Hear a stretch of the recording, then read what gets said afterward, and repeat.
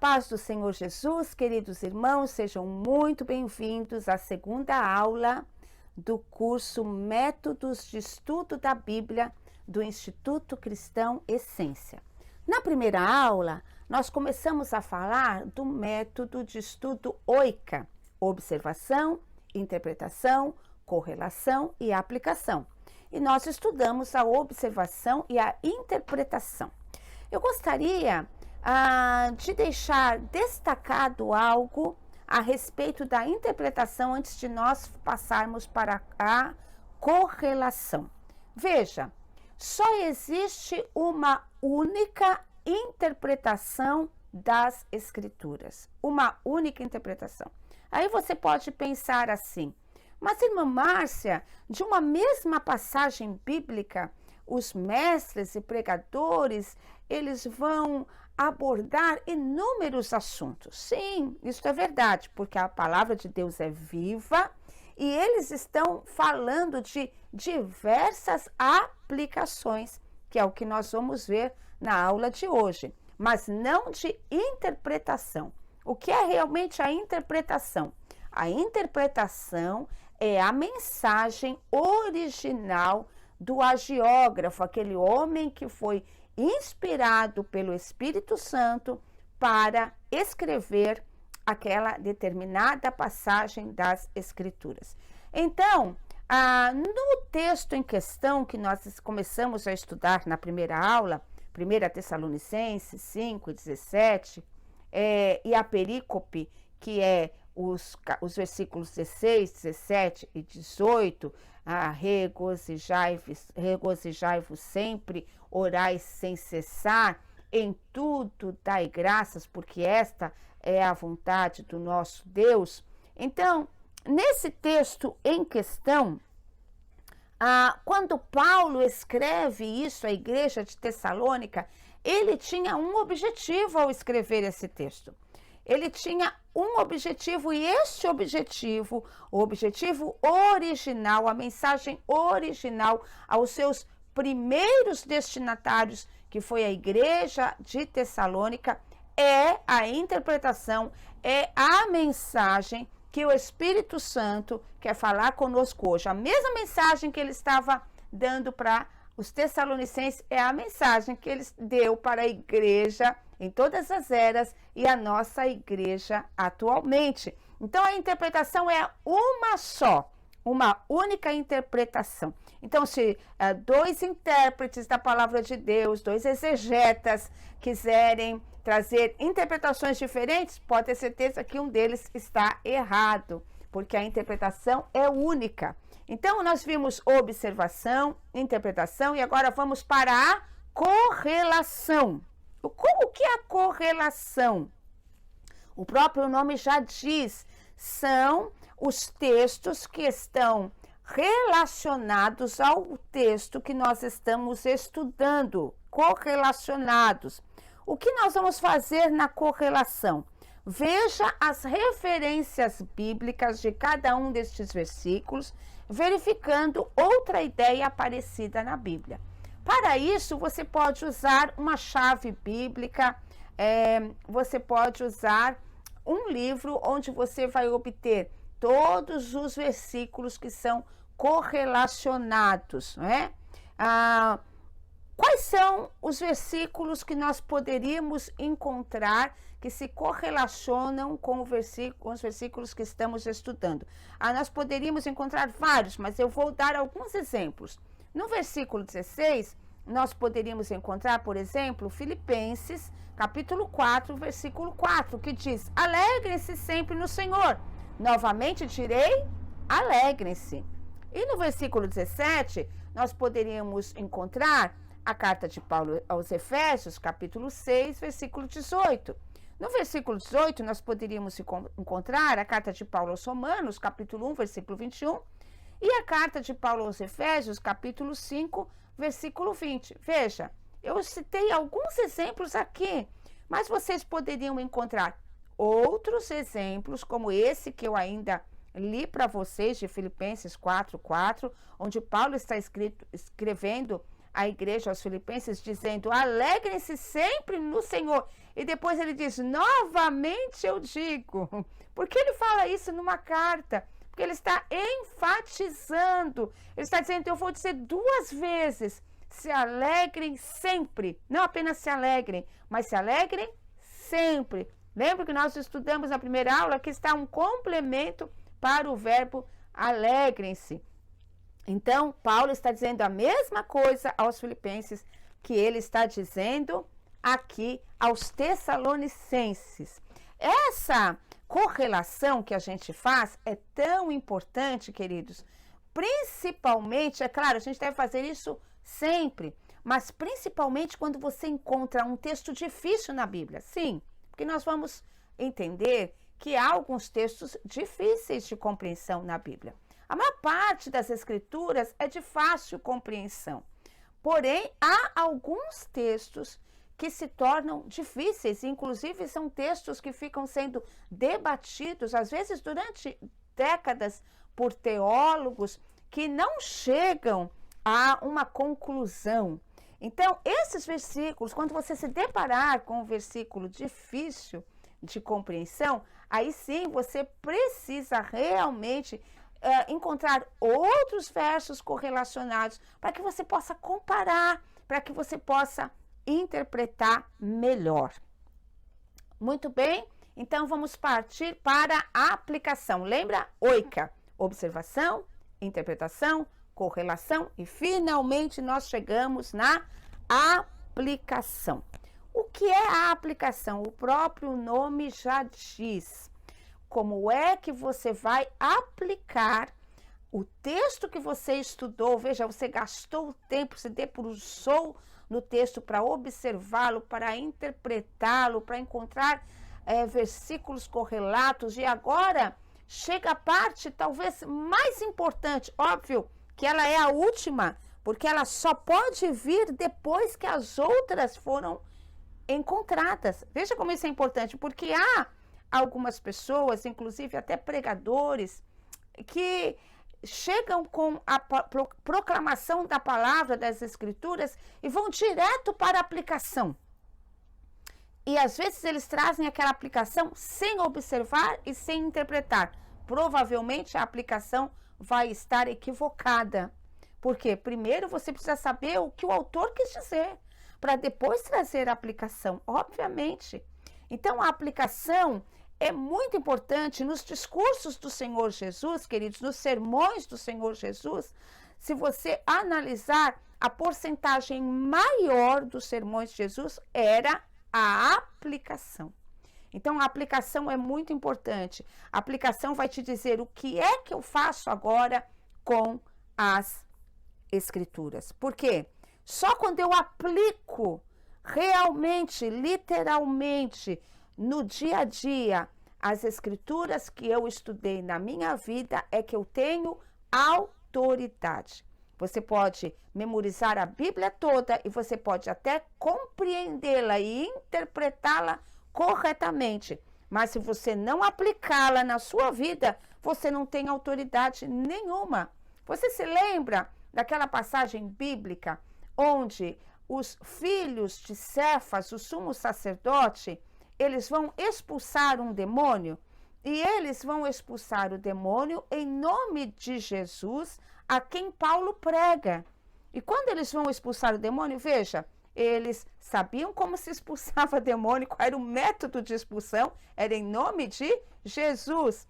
E eles estavam fazendo o que Paulo fazia. Eles tinham um certo conhecimento, mas quando eles foram aplicar o conhecimento, eles não tinham autoridade, porque a Bíblia diz que eles apanharam dos demônios e os demônios disseram para eles: nós conhecemos Jesus e nós conhecemos Paulo, mas vocês quem são?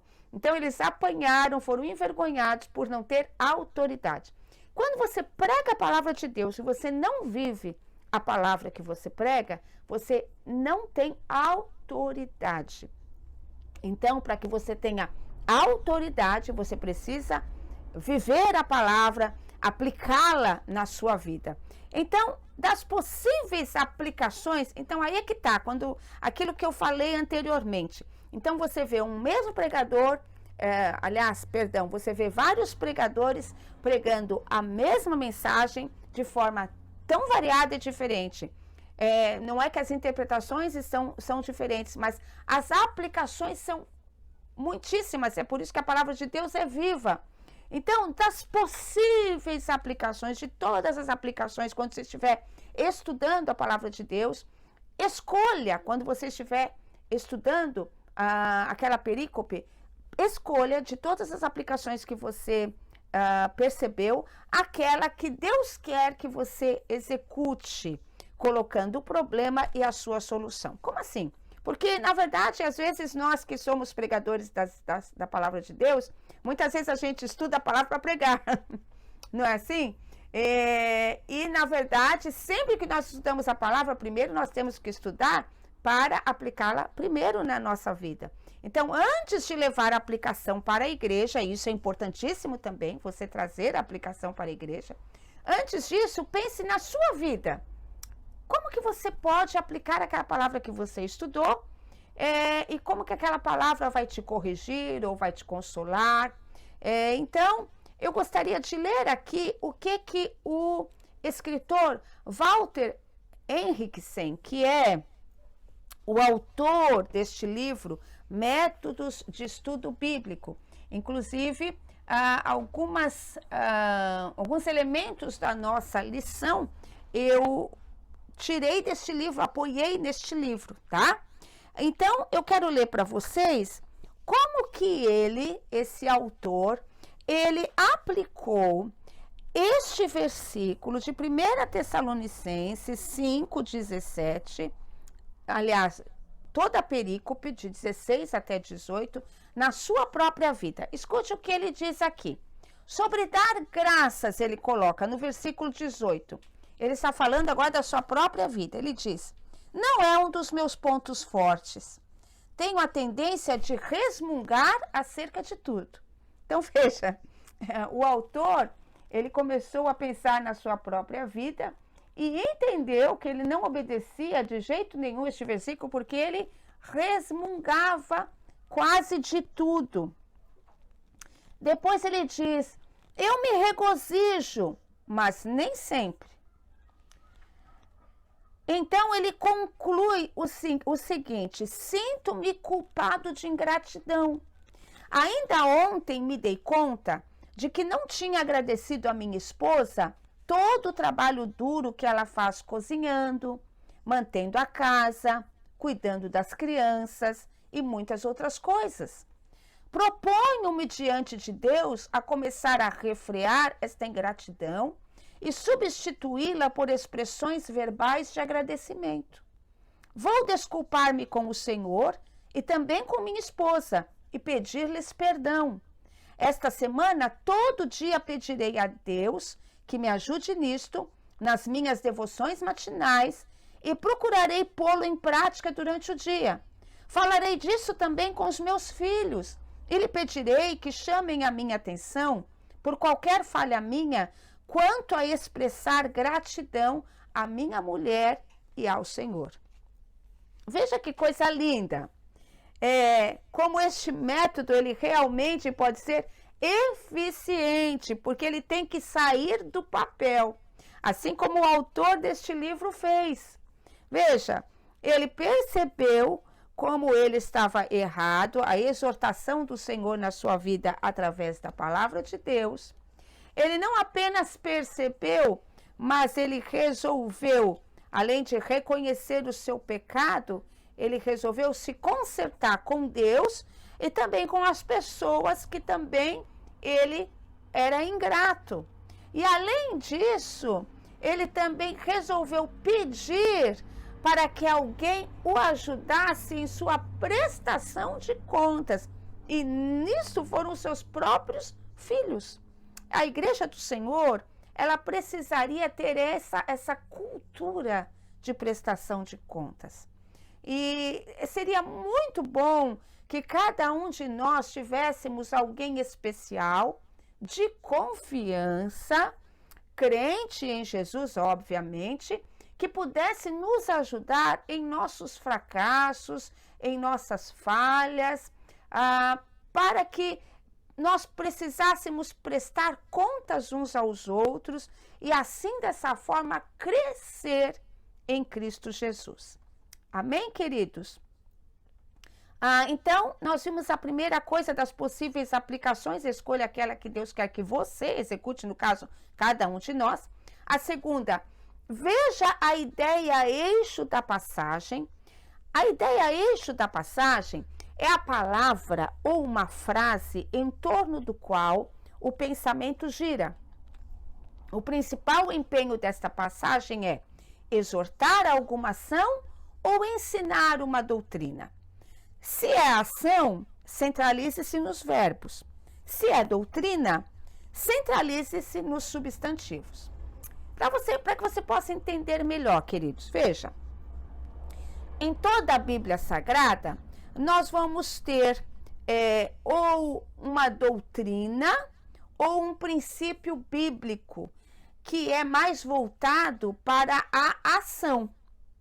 É como se a doutrina fosse a teoria e o princípio bíblico fosse a prática.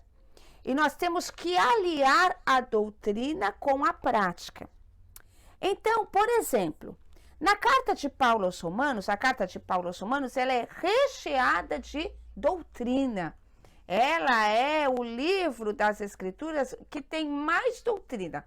Alguém já disse que se por uma catástrofe a Bíblia fosse destruída e de todos os 66 livros só restassem o Evangelho segundo escreveu João e também a carta de Paulo aos Romanos, nós ainda entenderíamos toda a complexidade e ao mesmo tempo simplicidade, parece um paradoxo, mas é verdade, e profundidade do Evangelho.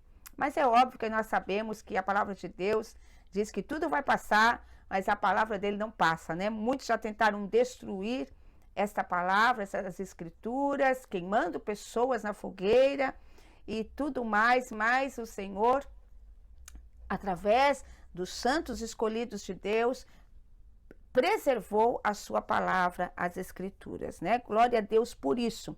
Mas, como eu estava dizendo, a carta de Paulo aos Romanos, ela é recheada de doutrina. Por exemplo, ela tem lá a doutrina da justificação, como é que nós somos salvos, a doutrina da regeneração, como é que nós abandonamos os nossos pecados, a doutrina da santificação, como é que nós nos preservamos santos até o dia da volta do Senhor Jesus. Então, ela é recheada de doutrina, ela fala de como o Senhor escolheu os judeus e depois como vieram também os gregos e todo o mundo foi alcançado pelas escrituras e tudo mais. Agora, existem partes das escrituras que são muito mais voltadas para a ação, como por exemplo, a carta de Tiago. Veja bem que até Tiago diz assim que a fé sem obras é morta.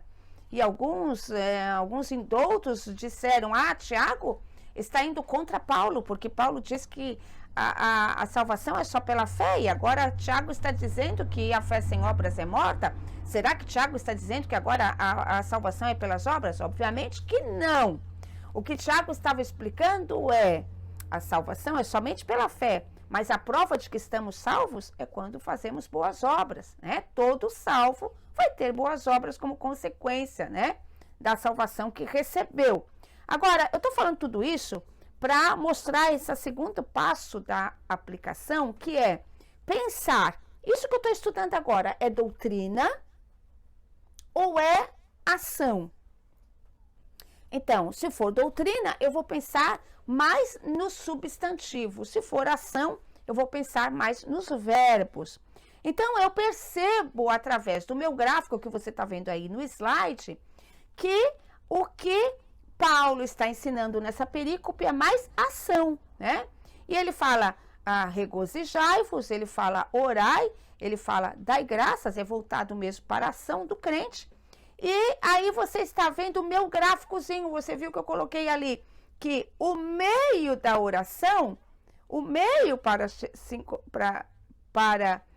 mostrar que eu oro é me alegrando. E o método é dando graças, né? Então, esse foi o meu gráfico. Então, é bem legal que você faça isso, querido irmão, que você procure fazer um gráfico do seu jeitinho.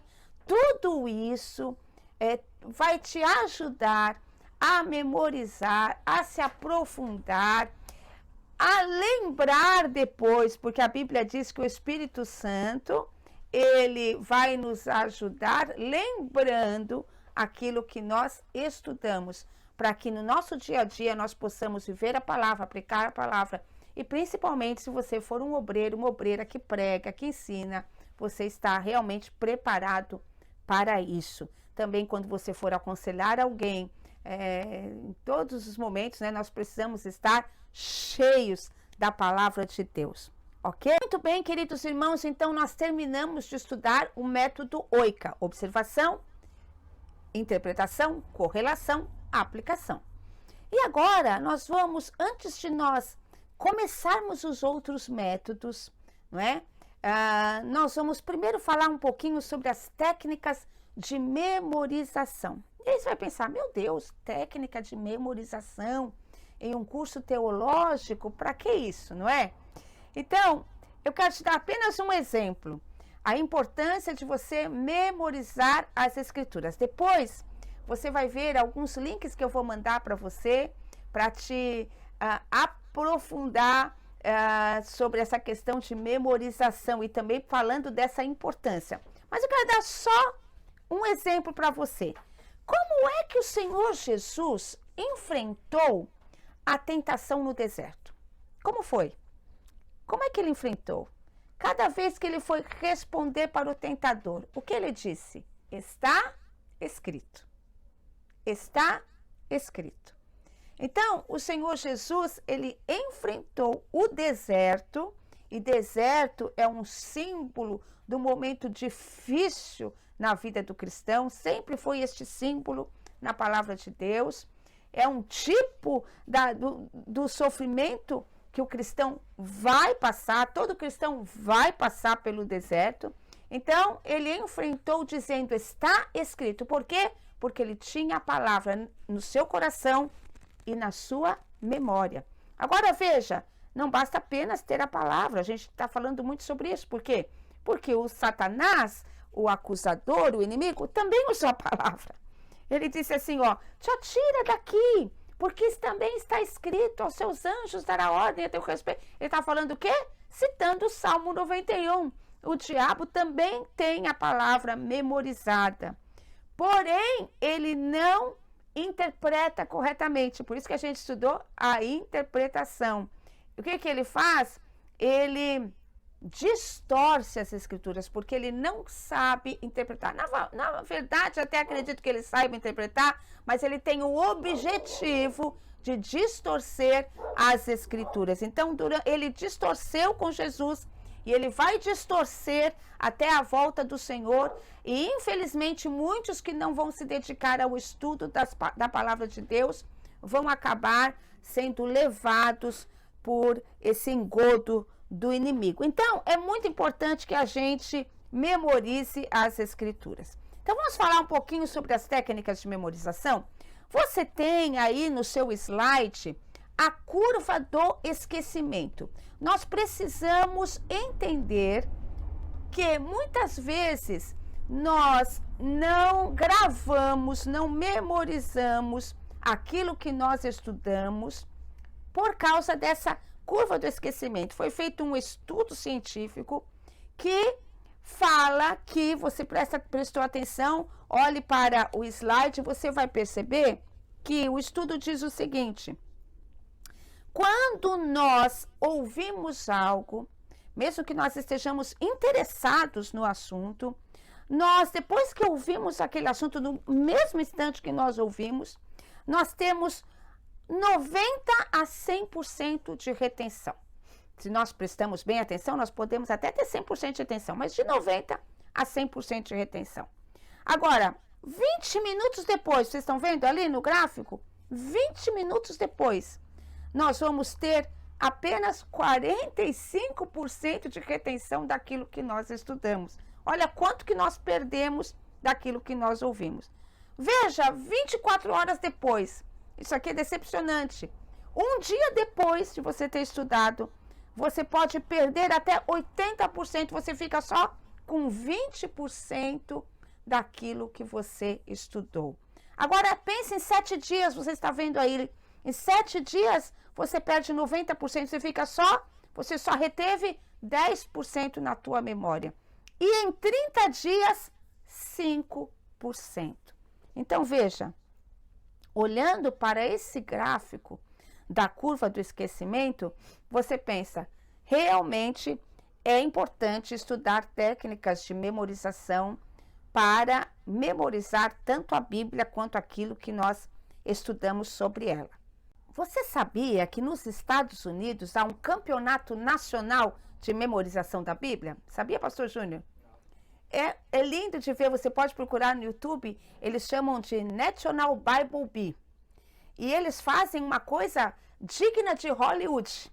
É maravilhoso. Quando eu fiquei olhando, eu fiquei imaginando, nós poderíamos fazer um campeonato desse aqui no Brasil, ia ser muito bonito de ver. E lá você está vendo aí no seu slide a foto de alguns jovens ali animados para começar a falar o tanto que eles memorizaram das escrituras sagradas.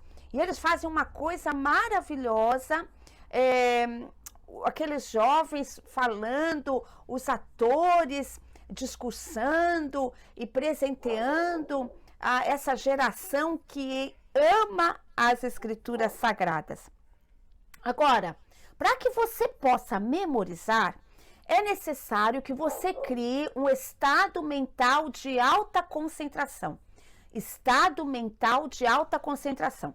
Segundo o Dr. Renato Alves, que foi reconhecido em 2006 pelo Livro de Recordes Nacional com o título de Melhor Memória do Brasil, segundo ele, imagine, Melhor Memória do Brasil, ele tem esse título e tem também um título internacional, ele está entre os 10 melhores do mundo. Então, é uma pessoa que tem expertise para falar do assunto, né?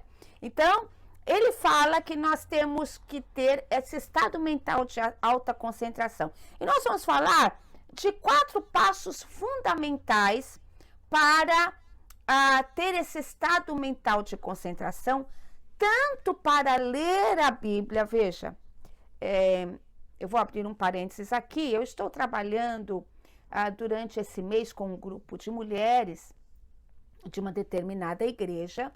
A maioria dessas mulheres pertence ao círculo de oração desta igreja.